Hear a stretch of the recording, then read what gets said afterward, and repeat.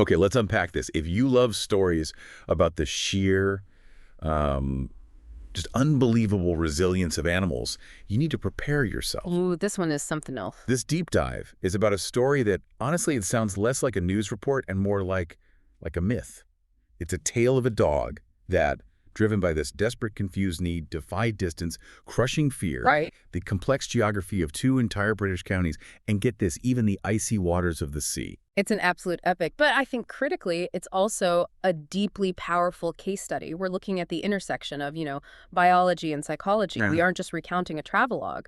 What we're doing is examining the incredible hardwired strength of canine instinct, set against the profound, almost paralyzing impact of past trauma. That's the core of it. So this dive explores the sources detailing the 36-day odyssey of this dog, Amber, and maybe more importantly, it dissects the powerful behavioral factors that made her, well, simultaneously relentless in her quest for safety and absolutely terrified of human salvation. That dichotomy is what hooked me immediately. So our mission today is pretty clear. We need to synthesize the facts of Amber's 160-kilometer quest, from her initial escape all the way to her dramatic water rescue, and really try to understand the powerful, invisible forces that both drove her forward. Toward that promise of connection. Yes, toward connection, but at the same time, forced her to flee every single person who tried to help her. And understanding that internal conflict is the key to this whole story.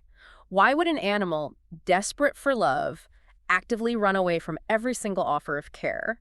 To answer that, you really have to start at the beginning, with her origins. Yeah, and Amber's story, sadly, it begins in such stark contrast to the green fields she eventually found herself running through.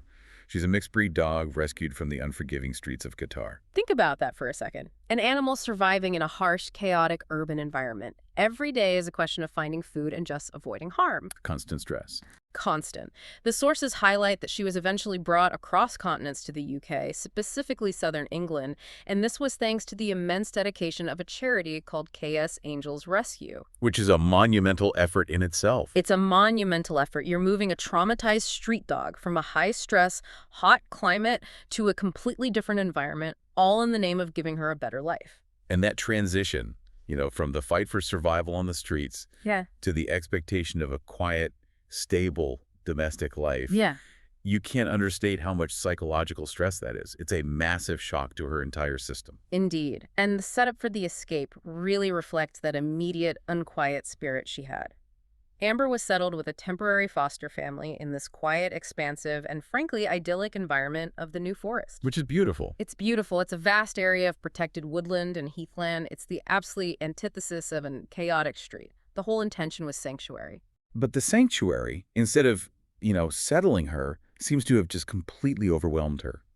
The shock for me came when the sources revealed that the very night after she arrived, she escaped. The very first night.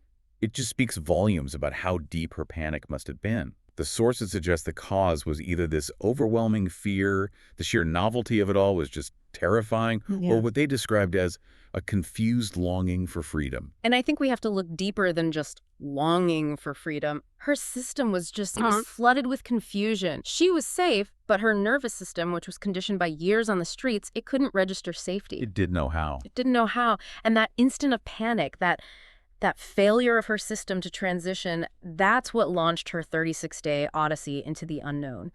And that internal conflict between seeking safety and fleeing all forms of control, that's the central psychological tension we're going to unpack. Okay, so that really sets the stage for the physical challenge. Let's move into that. Because the scale of Amber's journey, her travessia, is, frankly, it's unbelievable. It really is. This is where it gets really interesting. Not just as a survival story, but as a demonstration of, pure canine endurance. Let's lay out the metrics. 36 days of continuous movement. Over a month. With no stable shelter, no real rest, constantly navigating risk. And when we actually quantify the distance, the story shifts from, a local event to a genuine epic. Amber traveled more than 160 kilometers. That's nearly 100 miles. Really 100 miles. For context, most domestic dogs, even the really active ones, they spend 90% of their time within a tiny radius of their home. For Amber to maintain that pace, often moving at night, hiding during the day, all while carrying the weight of malnutrition and fear, it's a staggering physiological feat. And we aren't talking about a straight shot down a highway, are we? I mean, think about the geographical scope of that path. No, not at all. She went through two distinct, geographically complex counties, Hampshire and Dorset. This landscape has dense sections of the New Forest itself. It has busy A-roads, villages, private land, tidal estuaries. I mean, every single footstep required navigation, decision-making, and risk assessment. It demands an incredible amount of energy expenditure just to avoid human contact in those areas.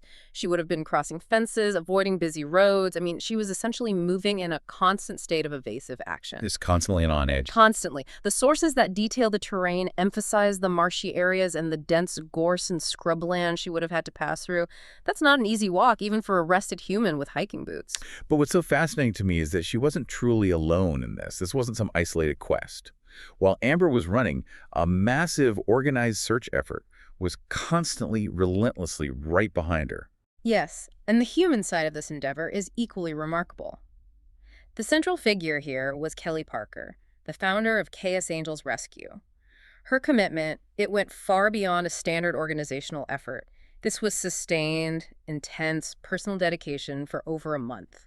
They were essentially chasing a highly mobile, deeply traumatized ghost. So how intense was this chase? Do we have any data that really illustrates the sustained effort involved here? We do. The official tracking data details a staggering 63 registered sightings of Amber over those 36 days. 63. 63.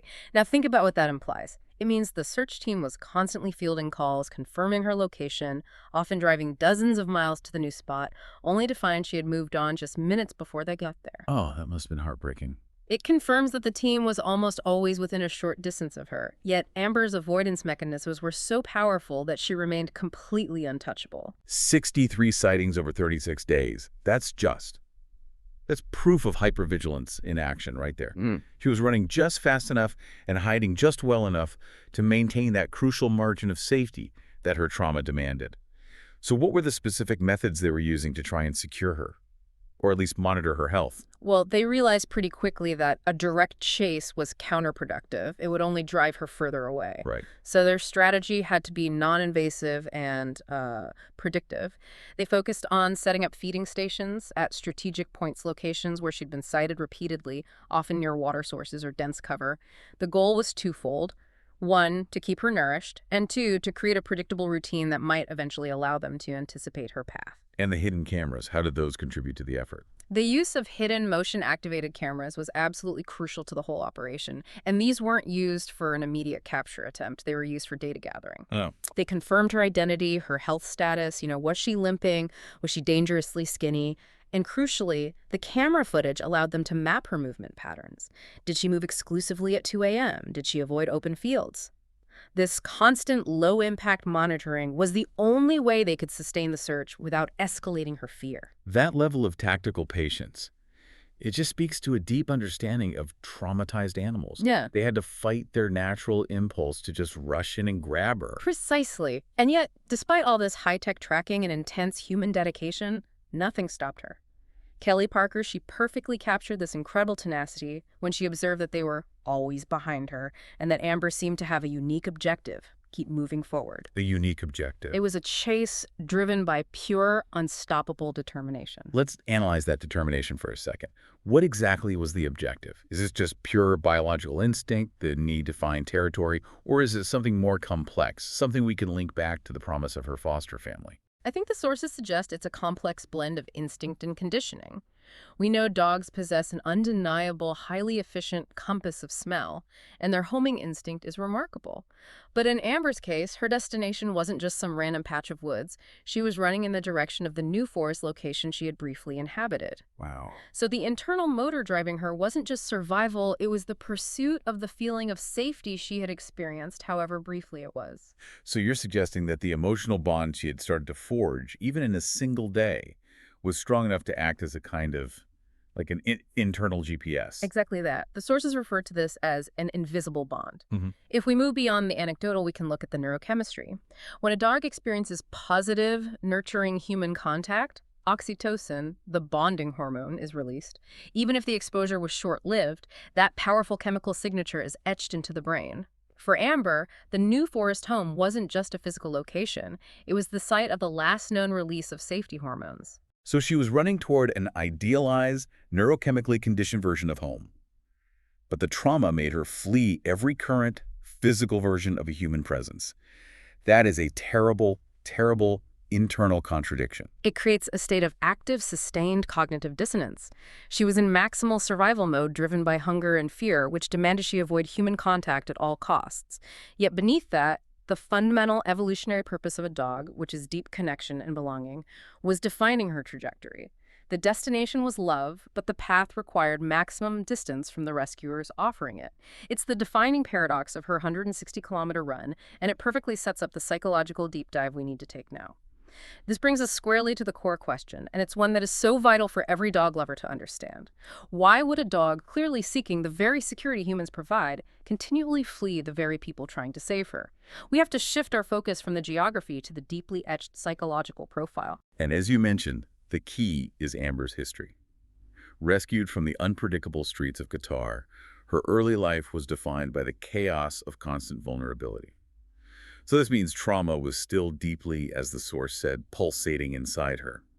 What happens physiologically when a dog's system has been shaped by that kind of chronic stress? What happens is that the survival mechanism, which is designed for short-term threats, it becomes the default operating system for her entire life. This manifests as hypervigilance. And it's more than just being nervous, it is a profound alteration of her neural pathways. Okay, so let's define hypervigilance in a way that's accessible. For a dog like Amber, what does this heightened alertness actually feel like, and how does it compromise her ability to interact with people? Okay, think of the dog's brain like a sophisticated alarm system. In a healthy dog, that alarm only sounds when a real threat, say a predator or an aggressor, is present. In a hypervigilant dog, that alarm system is permanently faulty. The sensitivity dial is cranked to maximum. So everything is a threat. Everything, every leaf that rustles, every distant siren, every human step is interpreted as a 10 out of 10 threat. Her body is perpetually flooded with stress hormones like cortisol and adrenaline. So when Kelly Parker and her team attempted a gentle, non-threatening approach, what Amber perceived wasn't a kind human with a soft voice. No. It was a potential predator infringing on her safety zone. Absolutely. The behavioral impact is dramatic because the dog cannot engage in rational assessment. Her nervous system skips the cognitive step, the "is this person safe?" step, and it jumps straight to the physiological response, flee. We often categorize fear responses as fight, flight, or freeze. Amber perfected the flight response. And this has to be stress, right? This avoidance is a mechanism of self-protection. It's not innate aggression or her being a naughty dog. That is an essential distinction that rescue workers and adopters must internalize. Amber was not a difficult dog. She was a terrified animal whose entire system was reacting perfectly to a perceived immediate threat. This mechanism is what allowed her to survive the streets, where real threats were daily occurrences. It's primitive, and it overrides the gentle conditioning of a domestic environment. And what are the compounding factors? I mean, she was running for 36 days. How did exhaustion and hunger affect her hypervigilance? Well, the vulnerable state she was in perpetually fed the fear cycle. When an animal is starving, cold, and exhausted, their ability to filter and rationally process input diminishes rapidly. Just imagine how irritable and irrational a human gets when they are sleep-deprived and hungry. Oh, for sure. For Amber, that vulnerability magnified her threat assessment exponentially. So hunger didn't make her more docile. It actually made her more paranoid. Every resource, especially the food left by the search party, would be viewed suspiciously, potentially as bait or a trap, even as she desperately needed it. Precisely. And this is where the Provided Expert Source, the MSD Veterinary Manual, gives us crucial clinical context. The manual describes how dogs facing chronic fear or anxiety may resort to aggressive behavior if they cannot escape. The flight response is the first line of defense. If that fails, they might fight. So running 160 kilometers was actually her most successful, preferred survival strategy because it meant she never had to resort to the aggressive fight response. Is that what you're saying? That's a very sophisticated analysis of her behavior, and yes, by maximizing distance and minimizing interaction, she was managing her fear proactively. She maintained a feeling of control over her environment, ensuring she was never cornered or trapped. When her nervous system was in constant defense mode, running was the only logical self-preservative action. Her instinct dictated that remaining distant was the only path to survival. She was maximizing her space to maximize her survival odds. It's just astonishing to think that this instinct, while it ultimately kept her alive, made the task of helping her exponentially harder for the human team who had saved her in the first place. This trauma created a barrier thicker than the harbor waters she would eventually cross. And this is why the human team's strategy of setting up remote cameras and non-direct feeding was so enlightened. They realized they weren't dealing with a disobedient pet. They were dealing with an animal in a deep psychological crisis whose fear response had to be respected, or she would disappear forever. They had to allow her to believe she was still in control of her movements while subtly guiding her path. That sustained effort, constantly mapping her flight path against the backdrop of her trauma, it really elevates this story beyond just a dramatic chase. It's a deep study in behavioral patience. It absolutely is. And as we transition to the climax of the narrative, just remember this psychological framework. The reason the end of her journey is so dramatic is because she finally reached a point where distance and flight were no longer physically possible. Okay, let's turn back to the narrative and the incredibly dramatic climax. After 35 days, after exhausting all terrestrial avenues of flight across 2 counties, Amber faced her most dangerous challenge yet. Her escape path had led her right to the edge of the water, the icy expanse of Poole Harbor. And this moment, reaching the geographic boundary of the sea, this is the absolute peak of her instinctive flight drive. The sources state she plunged right into the freezing water. This wasn't a calculated move.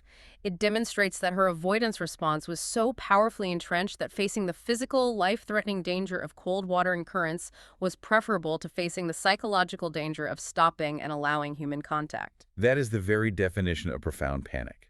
To choose the risk of drowning or hypothermia over the risk of approaching safety. And where was she even going? What was the destination in the water? She successfully swam to the remote and heavily forested Brownsea Island. Now, Brownsea is significant because it's largely uninhabited and acts as a natural reserve, offering dense, quiet cover. The sheer physical feat of navigating open, cold harbor water while exhausted and malnourished. It's monumental. It just highlights the almost supernatural endurance she possessed. This must have felt like a punch to the gut for the search team. I mean, she had bypassed capture and added a whole new layer of complexity by reaching an island that required a boat to access. It did, but it also confirmed the direction of her movement. The real turning point, however, it wasn't the coordinated search effort, but an unexpected stroke of luck. The unexpected sighting that brought the saga to a close. Tell us about that, the moment of discovery. It wasn't the hidden cameras or the strategic food drops that finally found her. It was just a simple observation by a ferry crew. A member of a ferry crew operating in the harbor spotted something struggling in the vast waves from a distance. And the sheer improbability of spotting a dog in that context is huge. The sources detail the crew member's initial confusion, which speaks volumes about the size and condition of Amber at that point. Right. The person initially believed they were seeing a seal fighting the cold waters. That confusion just underscores her desperation and her exhaustion. Exactly. A seal is a common sight in those waters. For the crew to realize, upon closer approach, that it was a dog, an exhausted, desperate dog swimming against the cold, was the moment the chase ended. The realization must have been electric. 36 days of high-tech tracking, and she is finally located via casual observation in the water. Wow. So the final leg of her journey then took place on Brownsea Island itself. She found a momentary sanctuary there, didn't she? She did find a brief pause. She was fed briefly by one of the island's few residents, likely an environmental warden or a staff member, and this offered her a chance to rest, dry off, and receive critical sustenance. But here is the profound insight. Despite finding this brief respite in food, the sources note the continued restless impulse. Amber abandoned the island again. Wait, what? She swam to an isolated safe haven, found food and rest, and then jumped back into the water. Yes. It's an interpretive insight into her state of mind. It suggests that her journey wasn't simply about finding any safe spot. Her deepest drive meant returning to the promise of her first foster family, or at least the specific kind of safe connection she initially fled. Brownsea Island was short-term survival. It was not her true objective. So it was as if she instinctively knew that her final definitive place was not that wooded islet, but among the humans still waiting for her, even if she had been running from them for 5 weeks. That shows the complexity of that invisible bond we discussed earlier. It defined her trajectory even when her survival instincts should have dictated staying put. She ultimately completed her journey, not because she chose to surrender, but because she had exhausted all other options. She was physically unable to resist the final act of rescue from the water once the ferry crew had focused on her. The exhaustion finally overcame the hypervigilance. And the emotional return, once she was secured and safely brought back to her temporary foster family, that must have been just overwhelming. Oh, the sources mention the family's emotion was entirely evident. This was more than just finding a lost pet. It was the culmination of 36 days of worry, intense effort, and clinging to hope. That reunion itself serves as the perfect illustration of what Amber was seeking all along. So what is her status now? The escape is over, but the recovery journey, that's just beginning. Absolutely. Amber is now in recovery and under close supervision. Her immediate physical needs, rehydration, nutrition, addressing the exhaustion, are being met. However, the psychological challenge remains paramount. The hypervigilance and trauma response are still factors that need specialized behavioral care. The physical challenge ended in the harbor, but the emotional journey back to trust is the next and arguably harder phase. So we've covered the incredible narrative and the physical achievements. Now, if we connect this to the bigger picture, what does Amber's incredible odyssey, this 160-kilometer flight, teach the wider community, especially those who work in animal rescue or, those considering adopting a dog with a street history? That's the real takeaway here. The story is a powerful, almost allegorical illustration of two incredibly powerful yet contradictory forces working simultaneously within a highly intelligent animal. It's the definition of conflicting drives. So what are those two lessons? Precisely. Amber's journey simultaneously illustrates two critical lessons. First, the extraordinary physical resilience, endurance, and astonishing navigational instinct of dogs. Their capacity for survival and directional focus is far beyond what we typically see in our pampered pets. Right. And second, equally, if not more important, it demonstrates the deep, lasting psychological scars that chronic trauma inflicts. These scars dictate behavior long after the physical threat is gone, showing that even the most loving, organized rescue efforts cannot erase fear overnight. And for dog lovers and potential adopters, understanding this is non-negotiable. It's non-negotiable. Amber is a living example of how the desire for love can exist alongside the absolute physical inability to accept it due to trauma. We have to acknowledge that rescue isn't just a change of location. It is a long, patient process of psychological de-escalation where the dog's internal clock and pace must be respected. This moves us into a crucial discussion about the ultimate requirement for Amber's complete recovery: stability and predictability. The organization, KS Angels Rescue, is now focused on finding her a definitive home. And this cannot be just any home. We are discussing an animal whose system was geared toward flight for 36 straight days. The priority now is not excitement or activity, it's quiet, unchanging repetition. The sources are clear on defining the ideal environment. It must be serene and, most importantly, stable and predictable. So what does that stability look like in practical day-to-day terms for a dog recovering from extreme hypervigilance? What should that definitive family be prepared for? They need to understand the physiological reality of PTSD. Stability means minimal variables. It means a rigid, unvarying daily schedule. Same feeding time, same walking route if possible, and the same gentle interactions. It means patience when Amber inevitably reverts to flight behavior when startled. The new family won't just be offering love. They will be offering the unshakable security that allows her nervous system, gradually and slowly, to turn off that constant defense mechanism. It's about creating an environment where the absence of threat is so consistent and so predictable that her body can finally stop producing those fight-or-flight hormones. The goal is an environment where her unquiet spirit can finally rest. This highlights the immense responsibility of permanent adoption for traumatized animals. It requires understanding that her past is a permanent factor, not something she will simply get over. The new family must accept that slow progress is still progress, and that a single night of panic does not undo weeks of gentle conditioning. This is the story about the ultimate commitment. Not just the commitment of the rescuers during the chase, but the commitment required from the final family to offer unconditional patient stability. That's it in a nutshell. As we wrap up this incredibly deep dive into Amber's epic story, let's just synthesize the main takeaways. What we learned today is that the path back to safety for a highly traumatized animal is rarely a straight line. Not at all.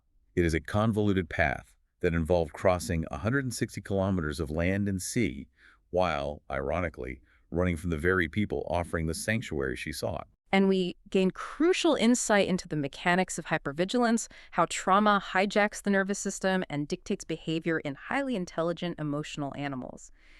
Amber's Odyssey is a masterclass in this psychological challenge. It reinforces the fact that patience, understanding, and specialized behavioral knowledge are absolutely crucial elements in effective rescue work, especially when the subject is running away from salvation. Yeah, she is a testament to the sheer physical resilience of the canine species, but also a profound, moving reminder of the lasting damage that trauma inflicts on an animal's capacity for trust and immediate acceptance of care. Absolutely. Her physical survival against all odds is truly inspiring, but her psychological journey back to a state of calm and trust, that is the true ongoing victory we should be focusing on. It's a marathon, not a sprint. So, what does this all mean for you, the listener? This story, detailed over 36 relentless days, is a powerful reminder of the sheer elemental force of canine instinct, the depth an animal will go to, not just for basic physical survival, but for the profound foundational promise of connection and belonging. And here is a provocative thought for you to mull over as you reflect on this journey. Consider the nature of that invisible bond the sources mentioned, the deep evolutionary connection between dog and human. If a dog like Amber, driven to the brink by severe trauma and instinctual fear, will still swim freezing waters and run 160 kilometers to reach the possibility of that love, what does that tell us about the fundamental, hardwired necessity of the human-canine relationship in the deepest parts of their psychology? Something to ponder next time you watch your own dog sleeping peacefully. Their peacefulness is a testament to the safety and security that their ancestors like Amber had to fight tooth and nail and 160 kilometers of land and sea to find.